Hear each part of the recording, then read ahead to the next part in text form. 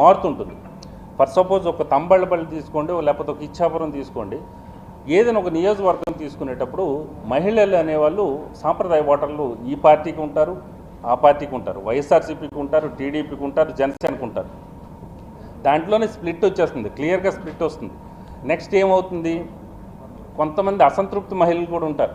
ఇప్పుడు for suppose Nandyal parliament సెగ్మెంట్లో మేము వెళ్ళినప్పుడు ఏంటంటే, అమ్మ ఎంపీ క్యాండిడేట్ వస్తున్నారు, కొంచెం కనీసం లైట్ ఉంది కదమ్మా, పవర్ ఉంది కదా, వేసుకోవచ్చు కదా అంటే, బిల్ నువ్వు కడతావా అని అడిగింది ఆవిడ.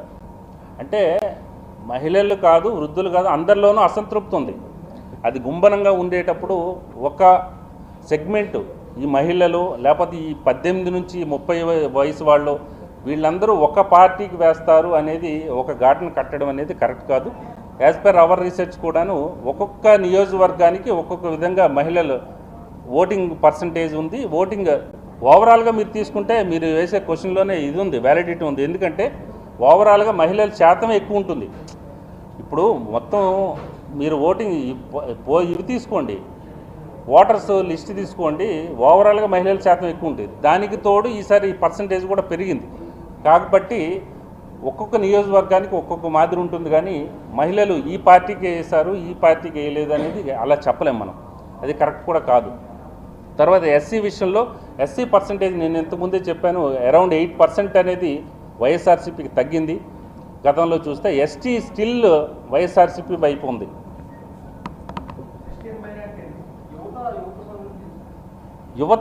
యువత కూడా అంతేనండి. యువత కూడా ప్రతి నియోజకవర్గానికి మారుతుంది. కాకపోతే ఓవరాల్గా యువత చూసుకుంటే ఎక్కువగా జనసేన, తెలుగుదేశం పార్టీ కూటమి వైపు ఎక్కువ ర్యాలీ అయింది అనేది చెప్పొచ్చు ఓవరాల్గా. శ్రీకాకుళం నియోజకవర్గాలు అంటే మళ్ళీ వాళ్ళు ఫీల్ అవుతారు. రేపు పొద్దున మీకు డిస్కషన్స్ ఉంటాయి.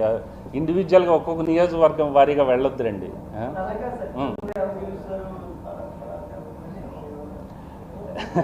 చెప్పాలంటే చెప్పేయచ్చు. మొత్తం 175 నియోజకవర్గాల జాబితా ఉంది, మీకు కావాలంటే పంపించేస్తాను.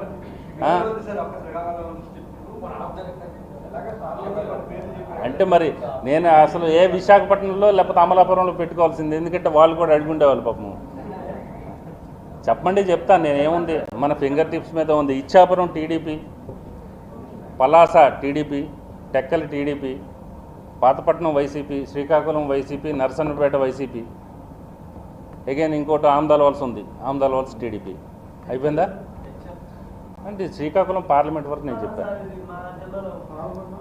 హెచ్ఆర్లో కూడా వైసీపీ.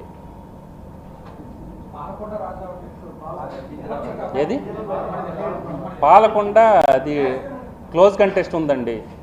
జనసేన పార్టీకి ఎడ్జ్ ఉంది. అది రాజం టీడీపీ.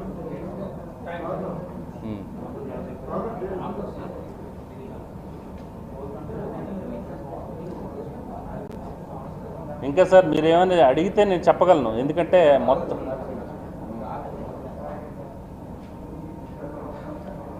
మొత్తం నాన్ రెసిడెంట్స్, పోస్టల్ బ్యాలెట్స్ ఇవన్నీ కూడా తెలుగుదేశం పార్టీ కూటమి వైపే ఉన్నాయి.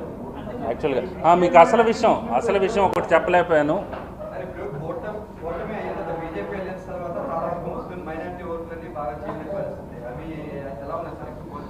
అంటే మీకు బీజేపీ విషయంలో దేశవ్యాప్తంగా ఒకలా ఆలోచిస్తారు.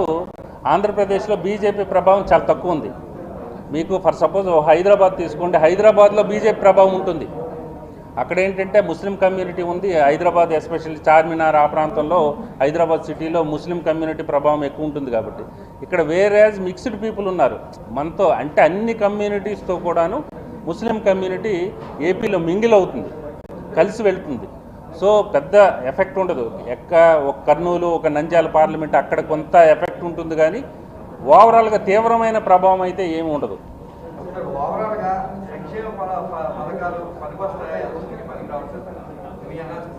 సంక్షేమ పథకాలు అనేది ఈరోజు వచ్చిన ఏ ఒక్క సీఎం ఇప్పుడు ప్రవేశపెట్టిన పథకాలు కావండి ఇవి. మీరు సీఎం అయినా కూడా సంక్షేమ పథకాలు కొనసాగించాల్సిందే. ఒక 500 1000 ఎక్స్ట్రా ఇవ్వాలి తప్పితే కోత పెడితే మళ్ళీ మీకు ఓటేయరు. That is clear. మంచి జరగలేదు అనుకున్నారేమో, ఏమనుకున్నారనేది మీకు 4th తెలిసిపోతుంది కదా. మంచి జరిగింది అనుకున్నారా, జరగలేదు అనుకున్నారా అనేది 4th తెలిసిపోతుంది. అంటే వాళ్ళ గణాంకాలు వాళ్ళవి, ప్రతి ఒక్కరికి ఈ గణాంకాలు మారుతుంటాయి కదా. నెక్స్ట్ అసలు విషయం ఏంటంటే మీరు అడగలేదు, ఇక నేనే చెప్పాలి. పవన్ కళ్యాణ్ పిఠాపురం నుంచి పవన్ కళ్యాణ్ అసెంబ్లీలో అడుగు పెడుతున్నారు. దాదాపు 45,000 మెజారిటీ పైన మెజారిటీ సాధించి పిఠాపురం నుంచి పవన్ కళ్యాణ్ అడుగు పెడుతున్నారు. నెంబర్ 1. ఇక ముఖ్యంగా ఏంటంటే వీళ్ళ కొంతమంది మీద దృష్టి ఉంటుంది. ఎందుకంటే చాలామంది చాలా రకాలుగా ఈ డిజిట్తో అక్కడ చంద్రబాబు నాయుడు ఈ డిజిట్తో ఓడిపోతున్నారు, లేకపోతే రాసి పెట్టుకోండి, ఇవన్నీ విపరీతమైన వ్యాఖ్యలు వస్తుంటాయి. అది మీ చిన్నప్పటి నుంచి చూస్తుంటారు. అక్కడ ఆయన వార్డు, ఇక్కడ వీళ్ళు మానరు. విషయం ఏంటంటే కుప్పం నుంచి చంద్రబాబు 30,000 ప్లస్ మెజారిటీతో అరౌండ్ 35 ప్లస్ మెజారిటీతో ఆయన గెలుస్తున్నారు. అలాగే నారా లోకేష్ కూడా మంగళగిరి నుంచి 30,000 ప్లస్ మెజారిటీతో గెలుస్తున్నారు. ఇక్కడ నుంచి ఏదైతే పులివెందుల నుంచి జగన్మోహన్ రెడ్డికి ఒక 15,000 మైనస్లో ఉన్నారు ఆయన. అది కూడా యూ టేక్ ఇట్ గ్రాంటెడ్, మీరు చూసుకోవచ్చు, రిజల్ట్స్ కూడా చూసుకోవచ్చు. సో ఇంకొంతమంది ఏంటంటే భారీ మెజారిటీతో గెలవబోతున్నారు. అక్కడ నుంచి నెల్లూరు సిటీ నుంచి నారాయణ ఒకరు, అలాగే కొంతమంది మంచి మెజారిటీతో గెలుస్తున్నారు. బొత్స గారు కూడా గెలుస్తున్నారు చీపురుపల్లి నుంచి. ఇక మిగిలిన పార్టీలు నా మీద బురదేస్తాయి. ఇప్పుడు వైఎస్ఆర్సీపీ గురించి చెప్పాను, ఇక తెలుగుదేశం పార్టీ నుంచి నాకు ఫోన్లు వస్తాయి.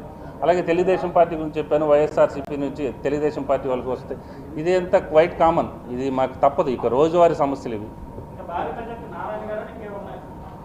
ఉన్నాయి. మీరు ఏమైనా అడిగితే చెప్తాను నేను. ఇక్కడ బొత్స గారు గెలుస్తున్నారు అంతే, భారీ మెజారిటీ ఏం కాదు. చెప్పాను కదా ఆయన గెలుస్తున్నారని. అది ఎడ్జ్లో